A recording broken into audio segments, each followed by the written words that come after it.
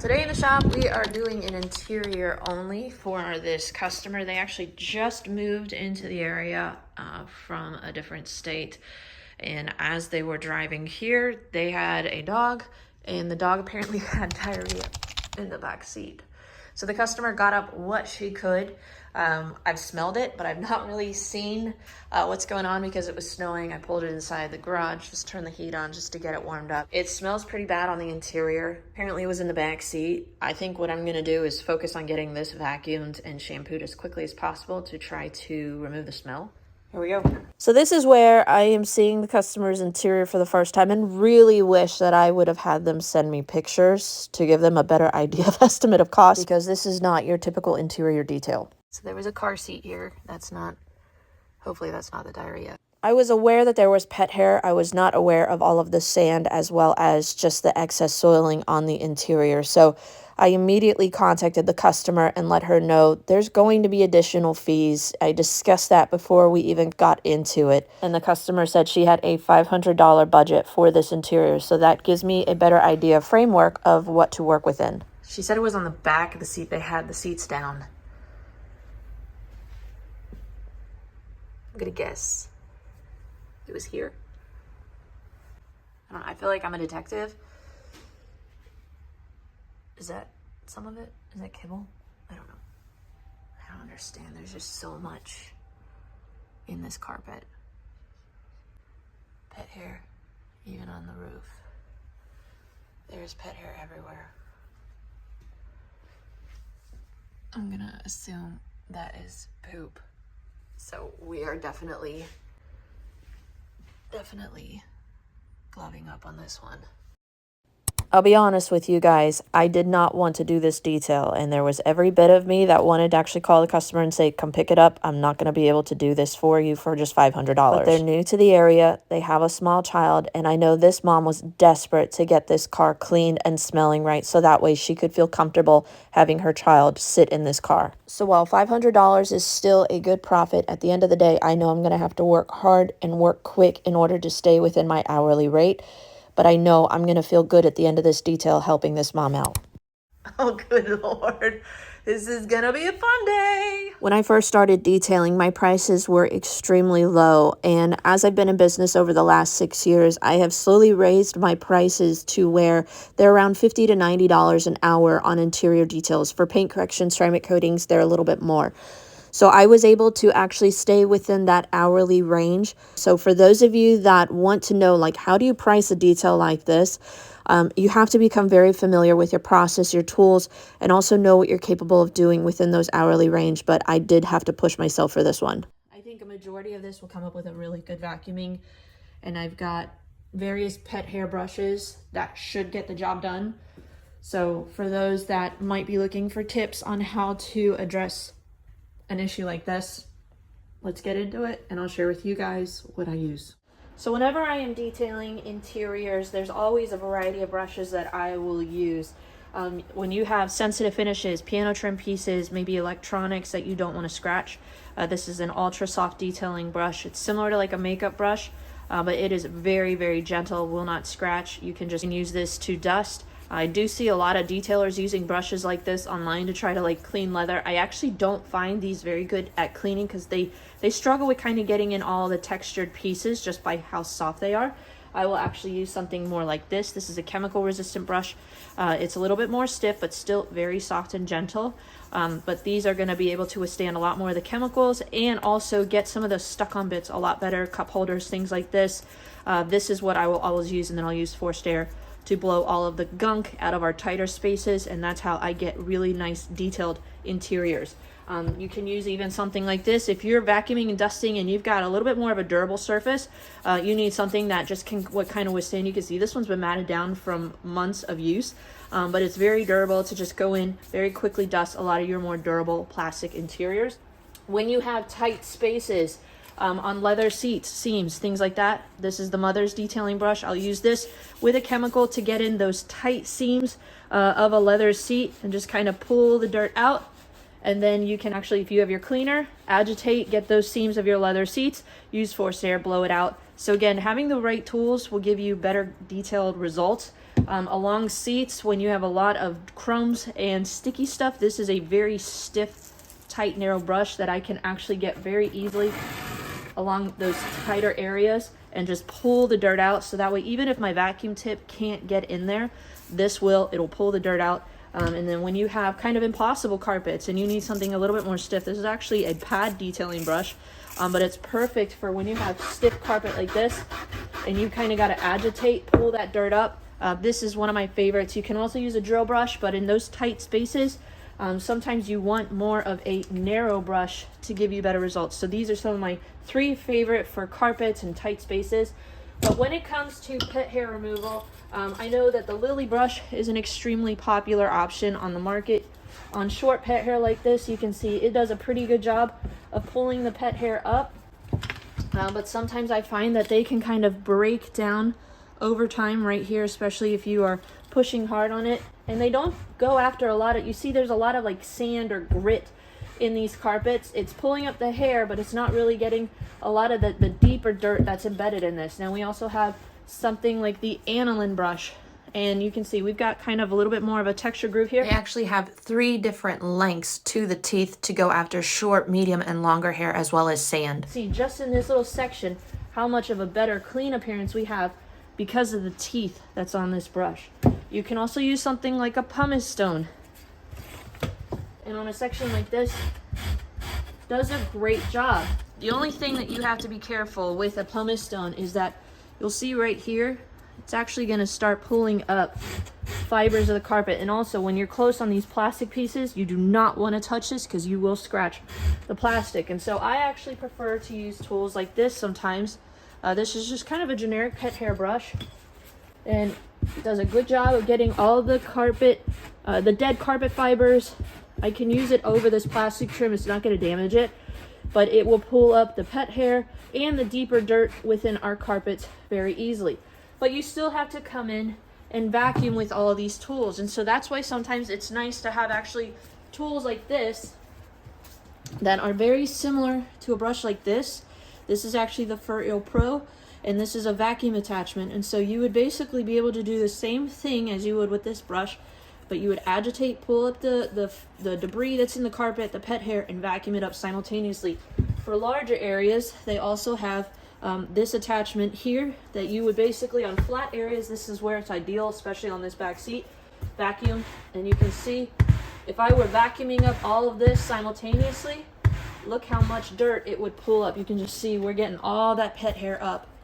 So here's some options when it comes to pet hair removal to make the job easier. One tool that was actually sent to me recently, this is the Lomo pet hair remover, and I actually haven't tested this. They asked me to do a review on it, and I haven't had a really nasty pet hair vehicle for quite some time, and we're gonna actually test this out on this back seat. So this is kind of the basic scenario that you would encounter.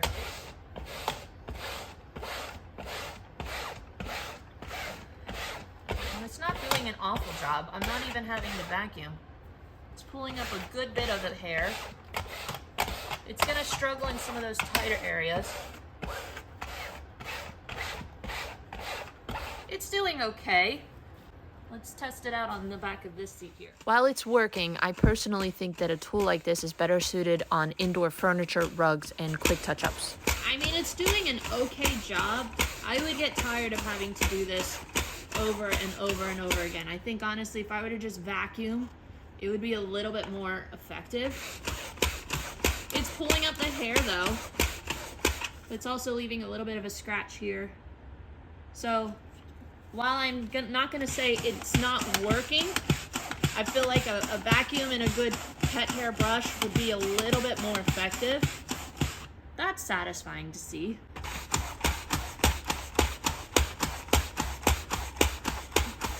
And I also want to note, short pet hair is some of the most tedious to have to remove.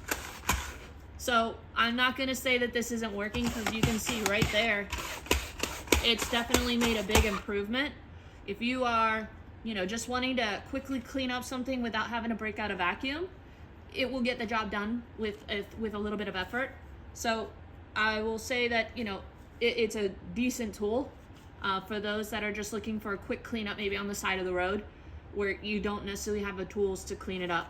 So I would definitely continue to test this out. Whenever tackling a job of this caliber, it can be very overwhelming to the point where you don't know where to start. And so what I always like to do is go after some of the big stuff first. We're going to get the crusty stuff off of the seat, and then we're going to actually focus on trying to go between the seats where a majority of the dog's diarrhea actually fell. You can see we found some on some toys that were slid down between the two seats, and I'm not pulling the seats on this detail, so we're going to be using my long crevice attachments, lighting, and just maneuvering our seats forward and backwards and actually vacuuming under the seats. I actually had a clear channel of being able to vacuum under the seats without having to pull them. And as gross as this sounds, whatever had fallen in between the seats, it kind of dried in a hard crusted form that when I vacuumed, it just neatly came up. There was no staining on the carpet, so we didn't have to pull the seats to extract. But I know this looks like I'm doing it quickly, but this took so much time and energy. So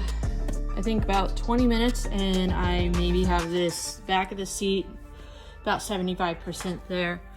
There is so much, let's just say it's shit, deeply embedded in the carpet fibers.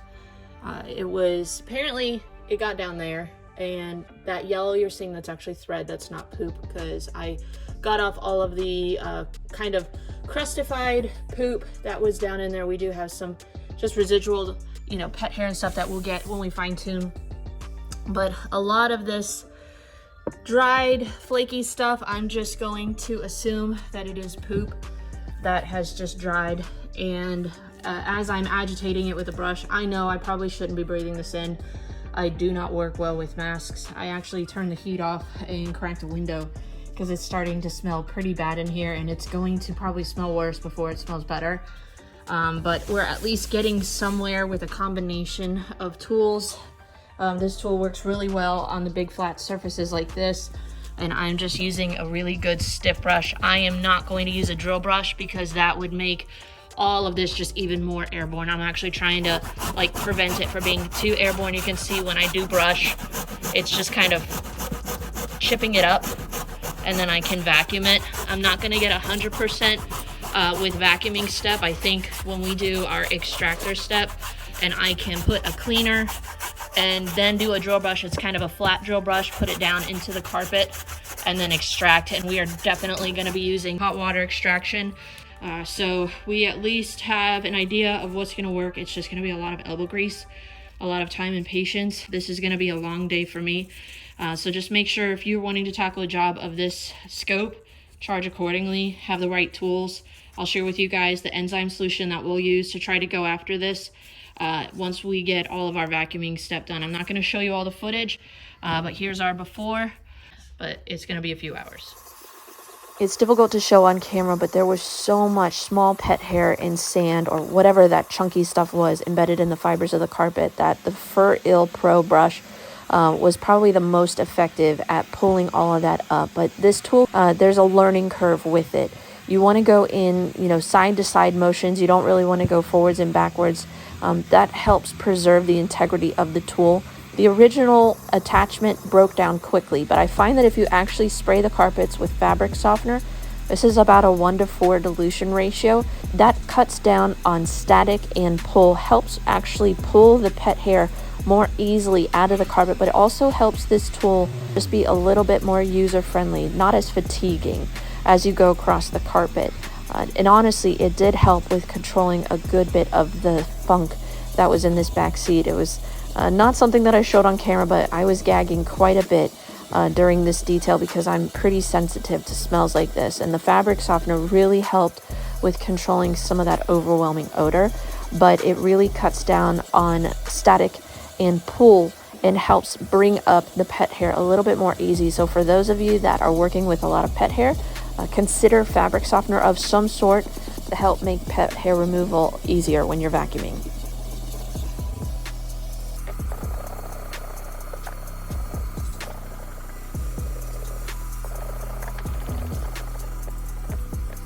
All in all, it took a little over an hour just for me to vacuum this one area. Now that we have the worst behind us, we can focus on the rest of this interior. Thankfully, they had mats down and the carpets underneath were pretty well preserved, and it was pretty easy to vacuum up whatever pet hair was in the carpets. We did have some pretty big stains that we'll deal with when we extract. I found on these seats, because they were a little bit more of a sensitive fabric, the generic pet hair brush as well as a stiff brush did a great job of very easily pulling up the pet hair. I actually thought that this would be the most difficult surface to remove the pet hair, but the back seat was by far the most difficult with their impossible carpet.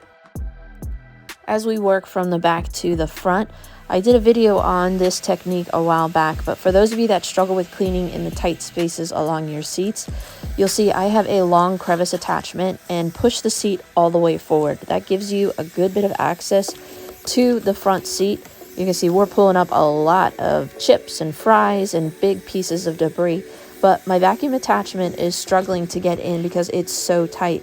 And so what we'll actually do is use that very narrow stiff brush that I showed at the beginning of the video. We're going to just brush, agitate, pull all that dirt backwards so that way I can vacuum. You can also use forced air if you have it, but for those of you that are just looking for easy, affordable tools, these two tools make it very effortless to clean those hard to reach areas. And then obviously when we're done with this section and we move to the front, we'll pull that seat as far back as we can go, and that should give you 100% surface area for you to be able to clean along the tight spaces with that long crevice attachment as well as that long detailing tool. But as you'll notice, I'm using every single detailing tool that I have in my arsenal to try to get the best results as possible, as well as having proper lighting. I actually have a light bar across the ceiling as well as a light on my head, as you can see, to be able to properly see all the dirt. Winter detailing, that can sometimes be the biggest struggle, is seeing things properly. So for those of you that are looking for tool recommendations for detailing, especially in the wintertime, I'll put the links to all the products as well as the lights that I'm using in the video description box down below. Now when it comes to what we're going to use to clean all of our upholstery, I got to figure out which box to send, because I just got pretty much my year's worth of supplies for Superior products. We have their Road Warrior, it's a great foaming pre-soak soap. And then we have Pink Perfection. This is a great APC to clean interiors. It's kind of soap based, so it gives you nice sudsing.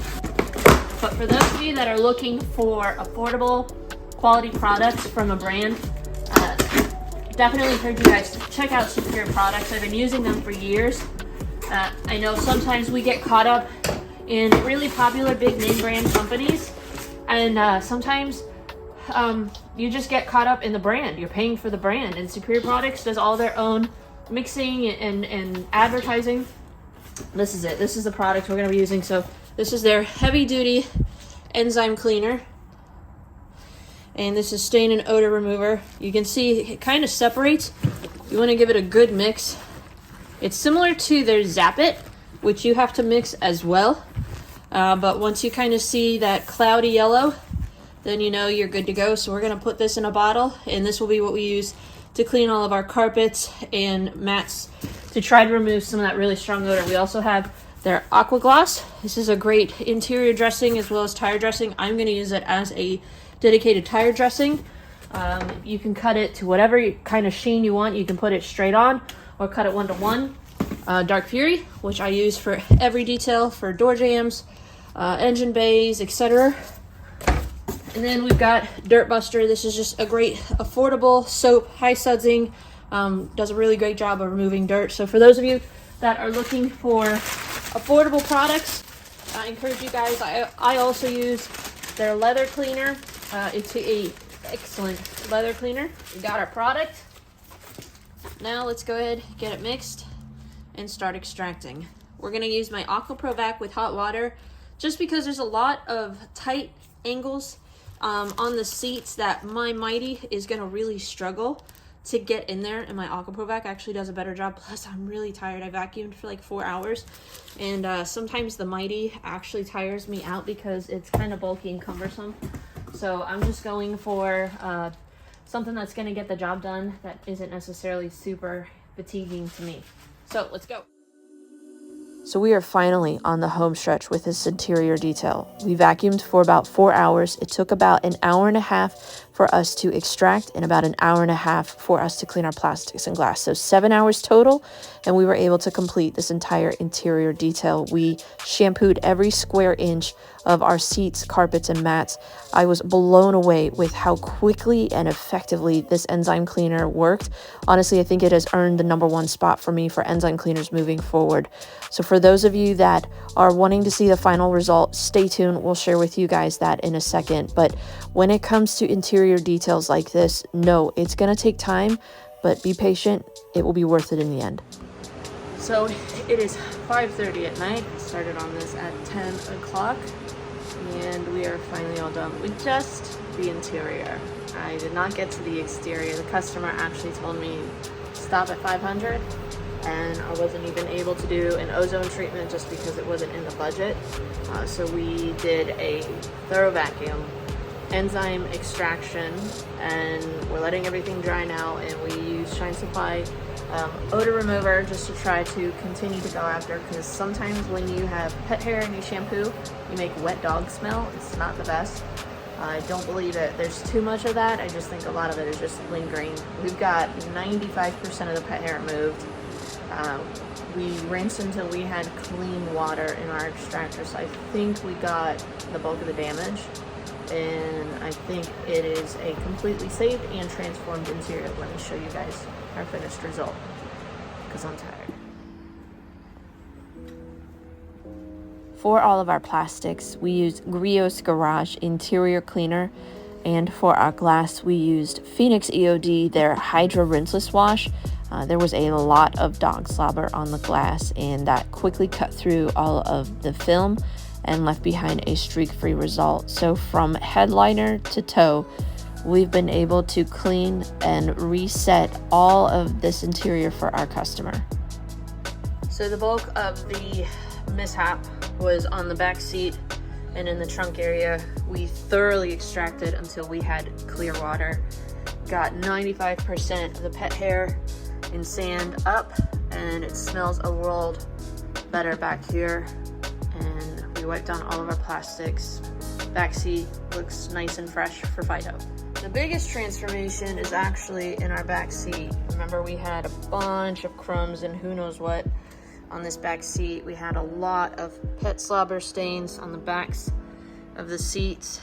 We got everything extracted. I was blown away with how quickly and just how well the heavy duty enzyme cleaner performed. Honestly, that was one of the fastest and most effective cleaners that I've worked with in a long time. I think I need to really revisit that product. Very affordable, smells like citrus, and all of our seats and everything cleaned up with just one round of cleaner. The customer told me it doesn't need to be perfect. She just wanted me to get the bulk of the pet hair and the extraction done. I think we've been able to deliver, go above and beyond with what the customer was expecting on her budget. Majority of the seats are already dry thanks to our dryer.